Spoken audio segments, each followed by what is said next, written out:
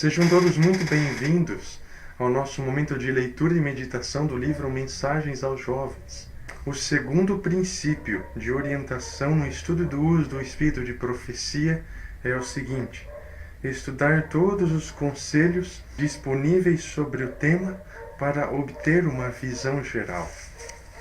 E o texto que nós estaremos lendo para esta manhã encontra-se as páginas 320 e 321 do livro.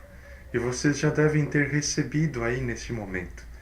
E diz o seguinte: quantos recursos são gastos com artigos que são meros ídolos, coisas que ocupam pensamentos, tempo e energias que deviam ser empregados para fins mais elevados.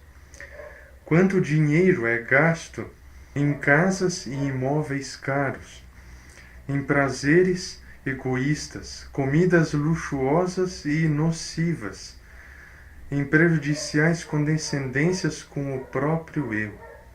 Quanto é esbanjado em dádivas que não beneficiam a ninguém, em coisas desnecessárias, muitas vezes nocivas. Professos cristãos estão hoje em dia despendendo mais, muitas vezes mais, do que empregam em salvar pessoas do pecado.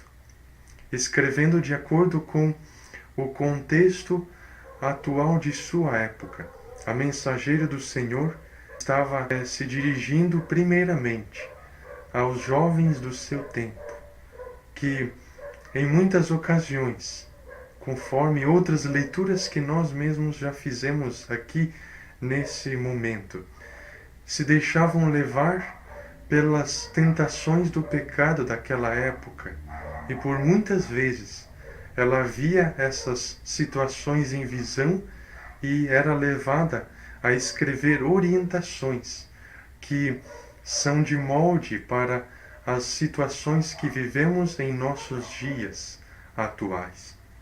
Falando sobre economia e abnegação, ela dá uma verdadeira lição de como deve ser a nossa atitude no que se refere aos nossos gastos que envolvem dinheiro. E citando aqui alguns exemplos daquela época, ela menciona a respeito de algumas visitas que fazia em residências de irmãos e irmãs da mesma fé, e encontrava aqueles lugares cheios de fotografias, que naquela época tinham cada uma um valor muito alto. E além disso, pela quantidade que existia nesses lugares que ela visitava, isso em si mesmo expressava, segundo suas próprias palavras, uma espécie de idolatria. E também pelo alto valor que cada uma delas possuía.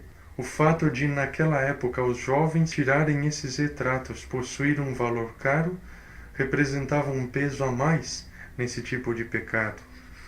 Então, a lição que ela quer ensinar, de uma forma especial para nós hoje, é de que, como cristãos, devemos ser mordomos fiéis no uso que fazemos do dinheiro. Como vimos na semana passada, não é apenas 10% dos nossos lucros que pertence ao Senhor, mas sim toda a nossa renda. Os outros 90% também pertencem a Ele. Por isso, nós precisamos fazer desses meios um uso responsável. E para que isso realmente possa acontecer, ela recomenda, conforme está no livro Conselhos sobre Mordomia, a página 297, o seguinte: dirigi os pensamentos de vossos filhos para um novo e desinteressado canal, incentivando-os a dar a Deus ofertas pela dádiva de seu Filho unigênito. Isso ela escreveu no ano de 1894. A verdadeira abnegação é uma questão de educação, começa na infância. E ela ensina a verdadeira motivação pela qual devemos ofertar a Deus. Pela dádiva maior de Deus ter nos dado o seu Filho unigênito, nós devemos ensinar aos filhos a verdadeira importância em dar ofertas, em retribuição ao amor de Deus, para que desta forma a causa de Deus possa continuar progredindo avante até atingir o seu objetivo final. Nunca nos esqueçamos desta lição maravilhosa a qual nós estamos aprendendo. E para finalizar, fiquemos com a reflexão do livro de Mateus, capítulo 6, versos 31. Portanto, não vos inquieteis, dizendo: que comeremos?